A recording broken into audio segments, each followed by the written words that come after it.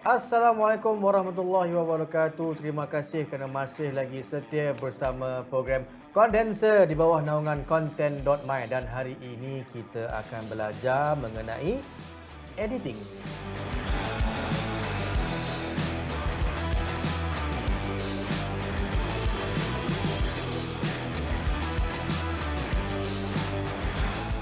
Okey, selamat kembali.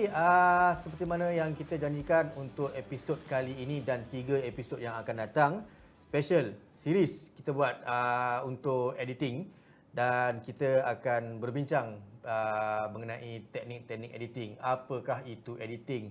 Bermula daripada awal sehinggalah masuk ke kita nak color correction, color grading, sampailah ke audio mastering, sampailah kita export sampai siap produk tu. Jadi hari ni Zal, kita akan Sebenarnya kita orang risau sikit bila nak betul. buat pasal editing ni. Ya. Dah lama dah. Hari tu Akash sembang kita nak buat episod pasal editing ni start pada episod ketiga. Betul. Tapi satu benda yang kita risau lah adalah Sebab editing ni Ha-ha. cerita dia panjang. Tak Betul. boleh cover. Saya ingat kalau kita buat full pasal editing 10 episod saja. mungkin sebab editing ni dia berada di bahagian dia yang tersendiri, iaitu di bahagian post production. Kita ada pre-production, kita ada production, dan sekarang ni kita akan masuk ke bahagian post production lah. Benda-benda yang kita kena consider. Betul. Kita kena, satu adalah cerita. Nombor dua adalah teknik-teknik. Banyak teknik daripada cutting tu satu. Betul. Lepas tu nak buat audio mastering dia, nak pilih lagu, lepas tu kita nak nak buat color correction, color grading. Okey, sebab bayangkan kalau dalam filem lah kan.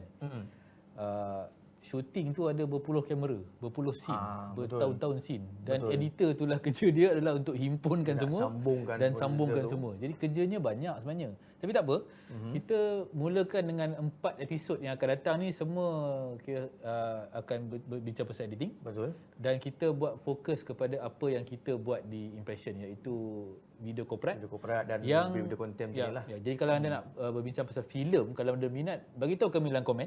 Kita mungkin boleh buat a few episod mungkin dengan Episod orang yang tambahan. betul-betul pakar filem. Dia boleh cerita tentang pasal editing pasal kita filem. akan panggil. Mungkin kalau anda kenal yang anda nak kami jemput datang ke program ni untuk ketahui dengan lebih mendalam daripada orang yang lebih expert dalam dunia editing ni, kita akan bawa. Jadi kita akan guna kongsi. kita buat 4 episod ni tentang editing dalam video corporate. Betul, Dan dan juga kalau anda selalu buat video pasal social media, anda boleh menggunakan apa yang kita cakap dalam episod yang akan datang ni. sebab kita akan berbincang mengenai perkara-perkara asas dalam 4 episod ni kita bercerita asas je. asas saja. Macam yang Jiza kata tadi lah, kita tak berani nak pergi dalam. Kita ambil yang asas dulu Satu supaya episod akan jadi 3-4 jam. Betul. Dan akan jadi 30 minggu. Sebab paling penting apa yang kita nak ialah anda faham tentang apa itu editing. Yap. Jadi kita terus bermula Kita mulakan. dengan editing. Seperti mana yang saya katakan tadi, editing ni maksud dia secara am je lah, maksud dia sebuah proses memanipulasi ataupun pengaturan pengambilan gambar video. Dalam bahasa yang lebih mudahnya, susun video lah. Kita nak susun video daripada apa yang kita dah shoot tu, kita nak letak dalam timeline. Kita bermula daripada offline, iaitu suntingan kasar. Kita masukkan dulu klip-klip video yang kita dah shoot tu, kita susun secara kasar. Yep. Mungkin ada penonton yang bertanya, macam mana kita nak menyusun dengan cara efektif? Saya boleh susun gambar-gambar. betul. Okey, benda ni berkaitan dengan story lah bagi saya. Ya. Okey, jadi kita mungkin kita tak cover dalam episod ni. Tapi dari segi penceritaan ini kalau mungkin dalam filem, dalam teater, dia akan dipanggil story arc. Story, STORY ARC. Jadi kalau anda nak tahu tentang bagaimana nak menyampaikan cerita secara efektif, boleh cari di Google apa itu story arc. Betul. Mungkin later bila kita ada satu guest yang pakar dalam bidang ni, Betul. kita akan buat masuk untuk bercerita tentang story arc dalam filem. Tapi kita bolehlah nanti kita cerita tentang bagaimana story arc tu dipersembahkan dalam video corporate. Ya. Yang kita akan cerita sikit dalam episod minggu depan. Betul. Okey. Jadi hari ni kita bercakap pasal editing dan teruslah masuk kepada jenis-jenis editing. Hari ni kita cover tentang cut. Okey, cut ni potong. Kita Potong kan? Potong. Ya. Okey, cut ni basically adalah bila anda berubah daripada satu, anda ada let's say lah anda buat shooting kan.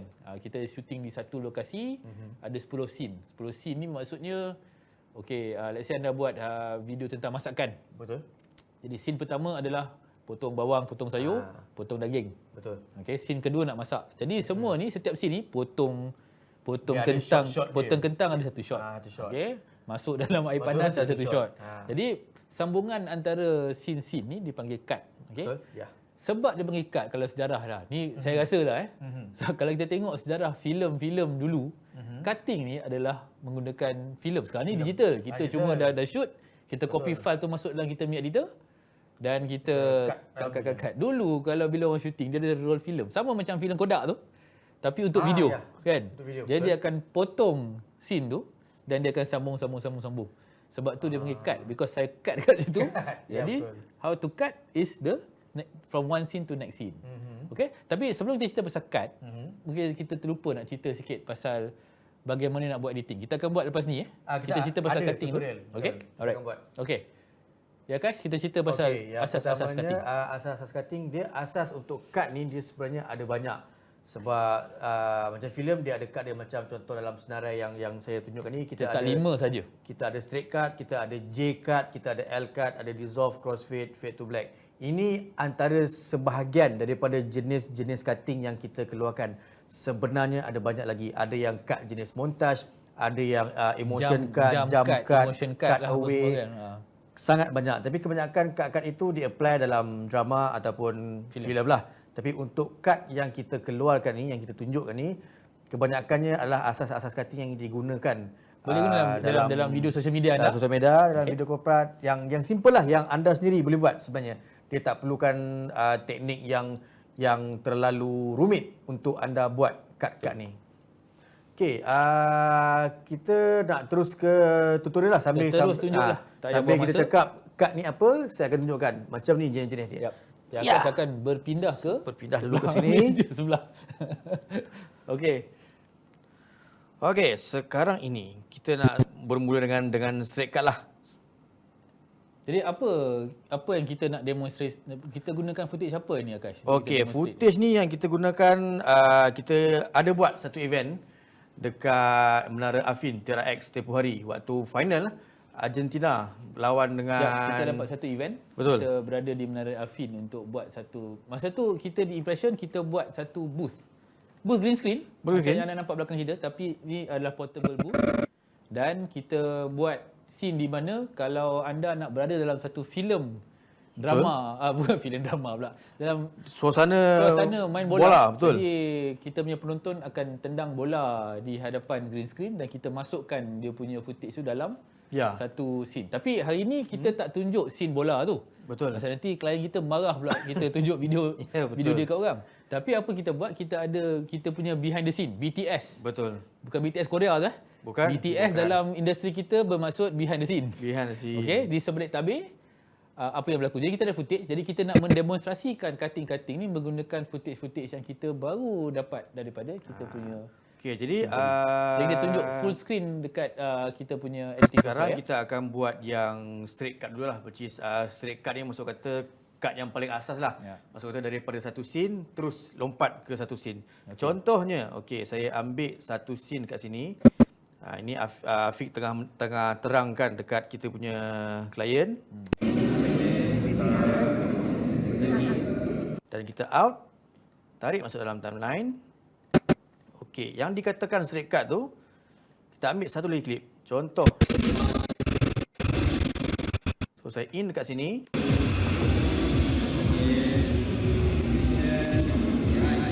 Okey. So ini antara contoh yang saya katakan straight cut lah. Okey, kita play .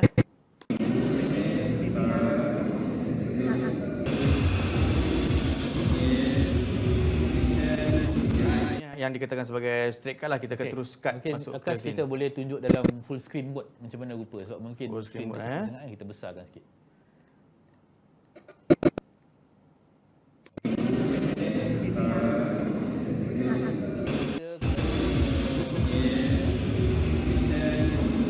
Buat satu scene tendang bola. Jadi itu very simple. Maknanya dua scene. Satu menceritakan tentang proses daripada explain kepada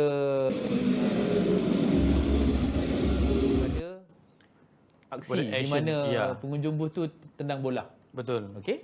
Jadi Akash apa dia buat tadi, dia cut straight je. Maknanya cut memang direct, satu scene ke satu scene. Dia terus. Ini adalah jenis cut yang anda akan selalu guna.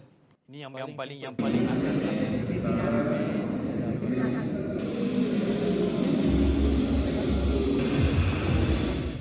Betul. Maknanya kita ambil audio daripada scene yang kita ada tu, dan kita cut kepada scene baru. Yep. Okey. Kalau anda sambung, let's say lah ada 10 scene. Betul. Kan yang macam ni. Okey. Dia boleh digunakan, dia boleh tak dia diinterpretasi sebagai jump cut? Boleh juga. Boleh. Okey. So basically jump cut ni, tapi straight cut ni basically one scene tu dia tak ada apa-apa edition lah. Ya. Itu saja. Okey. Tapi sebenarnya kalau kita nak katakan jump cut ni tak berapa praktikal sebab nama dia pun jump cut. Dia melompat-lompat. Kadang macam mana saya nak katakan contoh dia. Contoh ini scene saya. Tiba-tiba dalam cut yang seterusnya Cik Zal ada sebelah kiri saya. Tanpa kita tahu apa motif dia, kenapa tiba-tiba dia ada di sebelah kiri saya. So itu yang dikatakan sebagai jump itu cut. Aplikasi dia lebih kepada nak menunjukkan peredaran masa yang cepat. Ya, betul. Jadi kita nak buang benda-benda yang tak okey, tapi kita tak tunjuk apa-apa cinematic value lah. Tapi dia nampak pelik lah kalau jump cut ni. Jarang digunakan. Dia guna selalu satu ni. scene, tapi kita cut Betul. cepat. Daripada 10 minit jadi 10 minit. Itu adalah jump cut. Untuk cut straight cut macam ni adalah dua scene berbeza. Nampak tak? Camera angle tu satu tadi, satu lagi camera angle berbeza, dia terus cut kepada camera angle berbeza. Untuk memajukan ceritanya. Betul. Okey. So ini yang kita masukkan sebagai straight cut lah. So seterusnya kita nak terangkan pasal yang J cut dengan L cut. Yep. Ini kenapa dia dipanggil sebagai J dan juga L cut. Okey, sebelum tu saya just nak clarify nak nyatakan yang tadi kita bincang pasal jump cut kan. Jump cut dengan J cut tak sama Lain. Okey. J itu bukan untuk jam. Okey, ini antara contoh kita tunjukkan apa yang dimaksud dengan J cut dan juga L cut. Okey, mungkin sebelum kita cerita pasal cut tu, kita explain sikit apa background dia. So kita sekarang ni Akash nak tunjuk daripada yang mana? Yang tunjuk yang filem ke? Ini nak tunjuk daripada filem contoh J cut. Okey.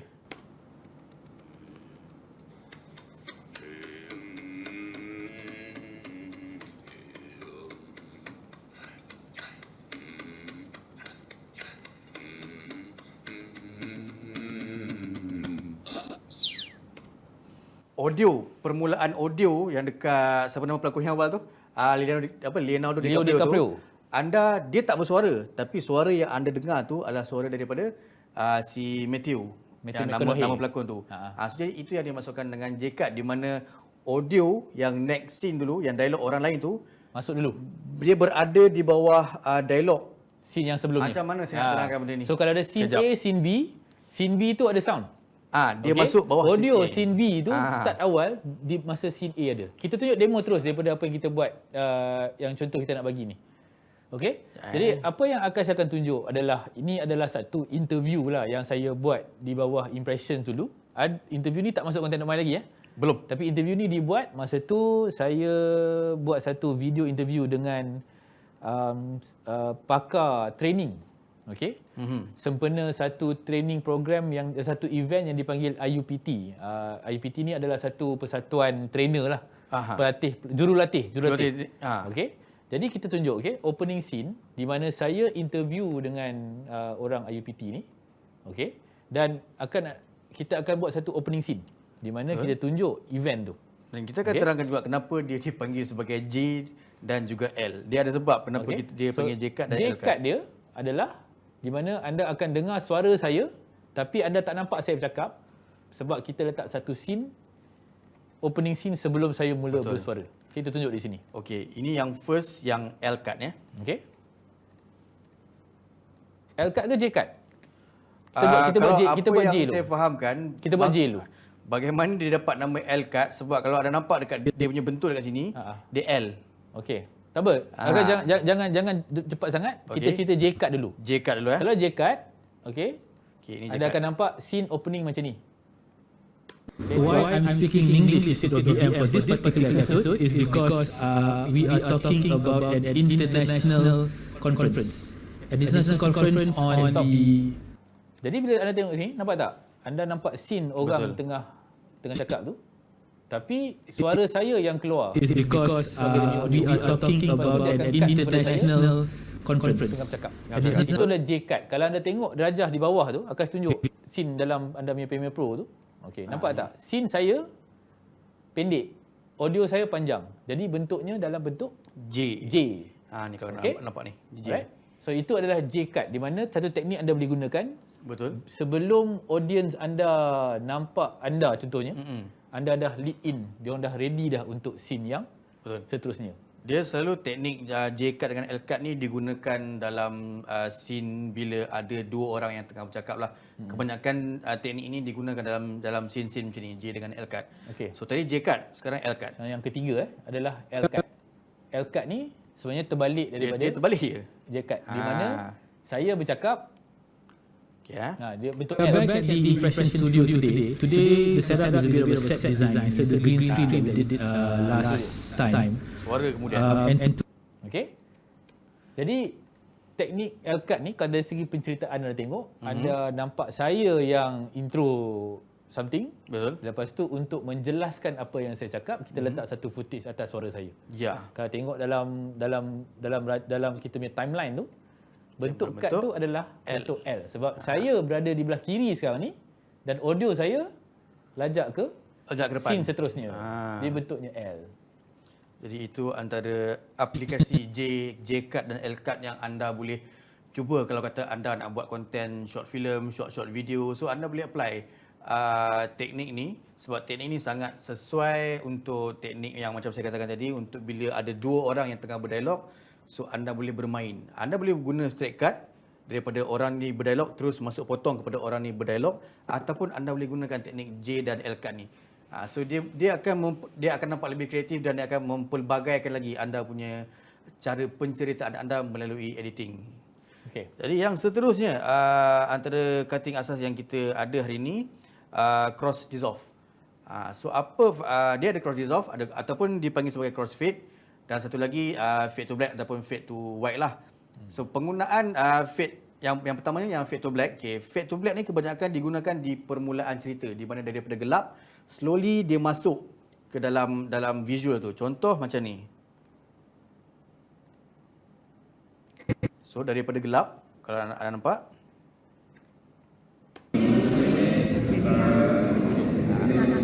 so ini daripada black terus masuk ke visual, dan teknik ini digunakan untuk kebanyakan di setiap permulaan ceritalah, ataupun anda boleh letak di penghujung cerita untuk menunjukkan bahawa sama ada plot ataupun babak itu dah berakhir ataupun sama ada plot itu dia berhenti sebentar untuk masuk ke next chapter ataupun cerita tu dah berakhir. Contoh macam ni.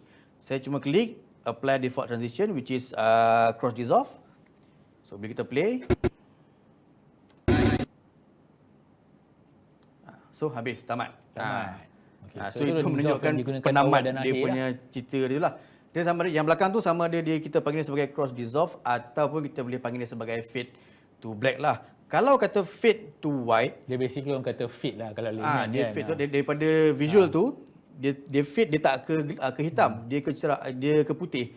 Selalunya apa yang saya perasan, transition macam tu digunakan macam mungkin mimpi ataupun dia bermasuk ke alam fantasi. Tu fade to white itu digunakan kebanyakannya bila teknik itu digunakan. Ada contoh tak fade to white tu? Fade to white, okey, saya buat satu Apa yang saya perlu buat, saya pergi dekat bahagian effect, saya pergi dekat video transition, dekat bahagian dissolve. So bahagian dissolve ni dia ada banyak. Dia ada additive dissolve, ada cross dissolve. Ini yang kita gunakan tadi, deep to black ataupun fade to black. Ini deep to white. Saya hanya perlu ambil deep to white ni, letakkan di bahagian belakang. So kalau anda perasan, kalau saya scroll ni, dia akan habis macam tu. Saya hanya perlu letakkan satu mid white di belakang ni. Ini yang saya perasan kadang tu dalam video corporate banyak guna. So daripada sini, letaklah logo keluar logo apa Petronas ke apa benda, dia akan keluar kat sini lah. Okey. So ini aplikasi kalau kata dalam video corporate ataupun konten-konten yang social media yang anda nak buat lah. Kalau kita gunakan dissolve ni antara 2 scene macam mana guys? Antara 2 scene, okay, macam ni. Untuk Adobe Premiere, dia ada 2 kaedah lah. Sama ada saya boleh, okay, ini yang 2 scene tu, sama ada saya right click dekat tengah ni dan saya apply default transition which is cross dissolve lah. So dia akan terus apply kat sini. Tak nampak? So daripada visual A ni, dia akan slowly masuk ke visual B. Jadi boleh diaplikasi tapi dia Boleh. tak panggil fade. Dissolve ni sebenarnya dalam function kita punya editing software ni adalah function untuk transition daripada satu scene ke satu scene. Ya. Kalau anda letak transition di awal, maknanya dia start dengan hitam, kan, kosong, jadilah scene tu. Betul. Bila kita letak di antara 2 scene, okey, dia akan transition daripada scene lama kepada scene baru, scene A ke scene B. Okey. Jadi bila kita letak di awal atau hujung, dia panggil fade. Sebab dalam filem jarang kita pakai cross dissolve sebenarnya. Jarang. Okey. Kalau anda membuat video corporate ataupun video social media, cross dissolve ni lebih banyak digunakan. Betul. Sebab dia punya efek bagi saya lah. Okey, interpretasi cross dissolve dia adalah satu bila kita let's say saya susun 10 footage. Okey, tentang satu kilang lah contohnya. Kilang ni ada mesin A, ada mesin B, mesin C, ada pekerja mahir A, B, C. Jadi cross dissolve tu bagi saya membuatkan efek di mana cerita tu lebih luas daripada apa yang anda nampak. Kalau tidak nampak macam list mesin sahaja. Betul. Itu aplikasi bila saya buat editing dalam corporate video menggunakan cross dissolve. Sebab kadang cross dissolve pun dia boleh menandakan macam waktu. Yap. Dan juga dengan baru nak sebut tadi, dengan music mood yang berbeza. Betul. Kalau music tu slow pace contohnya, saya guna cross dissolve, cerita tu jadi lebih slow. Betul. Saya nak slow down the story. So banyak aplikasi dissolve ni. Tapi dalam industri kalau nak tahu fade adalah start dan habis. Betul. Dan antara tu kita usually pakai straight cut, tapi anda juga boleh gunakan dissolve untuk video-video corporate. Untuk editing ni dia sebenarnya bergantung kepada apa yang anda nak sampaikan dengan anda punya konten. Jadi kebebasan itu terletak kepada diri anda. Kreativiti itu datang daripada diri anda. Kalau anda rasakan shot itu sesuai untuk anda straight cut, anda boleh guna straight cut. Kalau rasa shot itu sesuai dengan penceritaan anda nak guna cross dissolve ataupun fade, boleh apply. Tak ada masalah. Jangan takut untuk mencuba. Apply saja, tak apa. Kalau silap, boleh Ctrl Z belakang balik. Tak ada masalah. Undo boleh, okay. Tak ada masalah. Kad kelima, Kash. Kad kelima tadi samalah. Fade to black yang saya dah ceritakan tadi tu. Alright. So dissolve yang crossfade yang saya tunjukkan tadi yang crossfade yang daripada scene A dan scene B dia bergabung sekali. And then fade to black to white tu yang saya tunjukkan itulah yang bermula dengan black masuk ke visual dan daripada visual terus ke black yang menandakan permulaan cerita ataupun pengakhiran cerita ataupun pengakhiran sesebuah chapter cerita itu sendiri. Okey. Jadi ini adalah 5 kad asas. Sebenarnya ada banyak lagi. Kita nak kata asas pun tak asas juga. Asas dia panjang.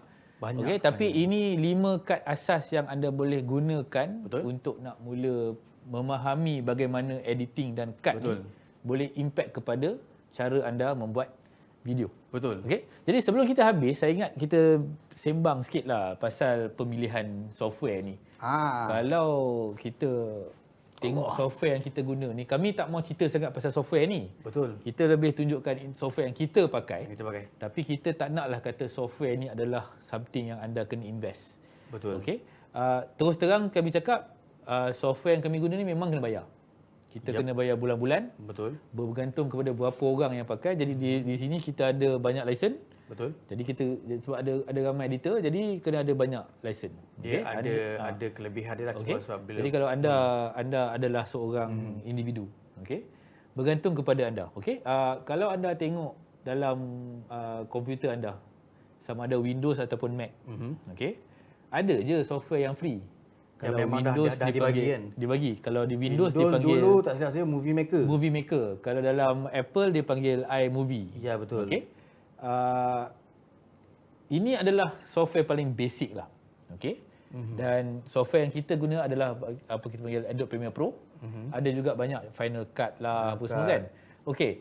Antara yang murah yang free ni dengan yang kena bayar ni, yang mahal sikit ni, bergantung kepada keperluan kerja anda. Betul. Okey. Jadi, kalau macam anda punya scene adalah one after the other, maknanya scene A, B, C, D, E sampai Z, satu layer saja anda diperlukan. Okey. Windows Movie Maker cukup. Okey. Sebab dalam Windows Movie Maker atau iMovie, dia hanya ada satu track saja. Cuba kita tunjukkan dekat Premiere Pro tu apa maksud track yang saya masukkan tadi. Okey, cuba anda tengok di sini kan. Nampak tak? V1, V2, V3 adalah 3 track berbeza. Okey. Jadi bila anda menggunakan Premiere Pro, anda boleh letak teks di atas video, anda boleh gabungkan dua video. Contohnya macam kita tunjuk, okey, ambil satu scene guys, anda layerkan di atas satu lagi video dan anda letak opacity kurang sikit. Okay, saya ambil white ni lah. Saya ambil white. Saya letak atas sini. Okay, so opacity dia saya kurangkan. Kurangkan. Okey. So nampaklah putih dengan fade. Kalau nak buat dua scene pun boleh. Letak satu lagi video. Letak satu video kat atas dia. Ambil satu video dekat atas dia. Letak kat atas dia. Buang yang putih tu. Buang putih. Okey. Dan letak opacity sikit dekat video ni. Nampak tak? Kalau kita main, cuba play. Okay, macam merbah sikit lah. Nampak dua video lah. Kadang-kadang nak buat bayangan kan, kadang-kadang macam orang tengah berangan kan. Saya tengah bermimpi, nampak muka saya tengah mimpi, tapi nampak apa saya impikan di atas layer atas. Okey?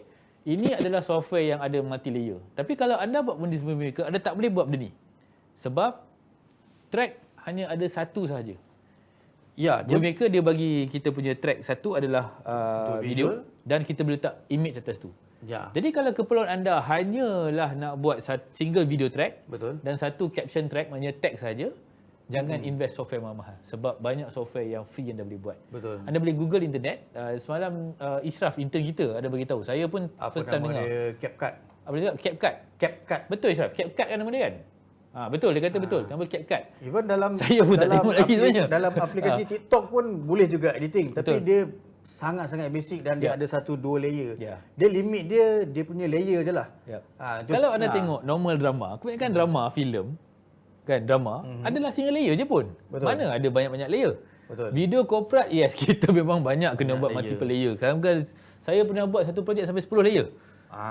Jadi track 10 track diperlukan. Betul. Jadi kalau anda perlukan software yang dapat efek macam tu, silalah invest sikit lah. Individual license sebenarnya tak mahal sangat pun. Betul. License individu. Okey? Sebab sekarang pun macam yang saya katakan tadi, nak edit sekarang dalam phone pun dah boleh edit. Dan banyak je sebenarnya software-software atau apps aplikasi editing yang anda boleh download terus masuk ke dalam phone. Tetapi inilah yang saya katakan sebagai perbezaan antara amatur dan juga professional editing. Sebab kalau kata professional editing ni, dia satu je of course layer. Layer tu sangat penting dan dia ada beberapa efek-efek tambahan ataupun plugin-plugin tambahan yang ada dalam professional punya editing software yang tidak ada dalam free punya software. Terus secara peribadi, saya ni tak boleh sangat nak pakai phone. Sebab saya tak suka skrin kecil dan gunakan touch screen. Bagi saya tactile function ni penting. Jadi saya akan pilih satu desktop software. Okay, kalau anda jenis yang dah biasa pakai phone, tak ada masalah. Okey. Dan kita kita gunakan phone sebab ada banyak. In fact macam Premiere Pro yang kita gunakan di kita punya desktop ni pun ada satu version yang dipanggil Premiere Rush yang untuk phone. Boleh pakai untuk phone. Ya. Ada satu lagi yang saya pakailah kalau anda menggunakan iPad ataupun anda menggunakan iPhone. Saya tak pasti sama ada Android ada tak. Nama dia tak silap saya Luma Fusion ke? Sama juga, dia multi-track editor, tapi khas untuk digunakan di iPad. Saya tengok banyak sekarang content creator yang dia punya workflow dah berubah. Dia tak pakai dah desktop ni. Dia bawa iPad 12 inci ataupun yang 9 inci tu, dia bawa monitor tu, dia edit kat situ. Saya personally tak berapa suka sebab again dia bukan masalah software tu, masalah tactile tu. Sebab dia bila kena pakai pencil, kena pakai finger ni kan, pakai jari ni, saya sendiri tak berapa enjoy. Jadi considerlah benda ni bila anda memilih software. Dan jangan lupa, penggunaan software ni adalah satu jangka panjang. Okey, perisian ni kalau anda dah suka tengok benda tu, sesuai tak dengan cara anda kerja. Betul. Sebab function-function dalam software ni beribu-ribu. Beribu, Kalau banyak. anda asyik tukar software saja untuk buat kerja, anda akan stay basic lah sebab makan masa untuk kita nak belajar. Yang paling penting itulah function-function ketahui keperluan anda, apa yang anda perlukan, kehendak anda tu. Kalau kata benda tu sekadar yang simple, then tak apa, tak perlu invest yang mahal-mahal. Je dapatkan apa yang, kalau benda yang percuma, yang free tu dah boleh support anda punya konten, dah boleh support apa yang anda nak buat, cukup. Itu pun dah cukup. Dan kalau kata anda nak extra, nak up satu level, then boleh try untuk invest, dapatkan yang lebih profesional. Even untuk sebab saya pun baru download sebenarnya DaVinci Resolve. Itu pun free, ada yang free. Dia ada free, ada yang berbayar. Kalau berbayar tu dia ada extra tambahan dia punya plugin dan dia punya efek lah. Tapi untuk anda nak bermula, nak belajar, yang free dah cukup. Yep. Master yang free dulu and then baru up satu level. Yep. Itu yang anda perlu Macam buat. macam saya lebih suka stay dengan Adobe. Bukan apa, sebab saya tengok ada juga function-function dalam software lain yang saya tengok. Again saya cakap kita tak disponsor oleh Adobe. Ini just kita punya own personal opinion. Betul. Saya suka Adobe, satu adalah yang paling penting bagi saya adalah Adobe ni dia memberikan satu package. Bukan hanya Premiere Pro untuk buat video. Kalau esok anda nak bercerita tentang animation pula, 2D animation atau stop go motion kan? Stop motion. Okay, then anda akan memulakan satu software dipanggil After Effects.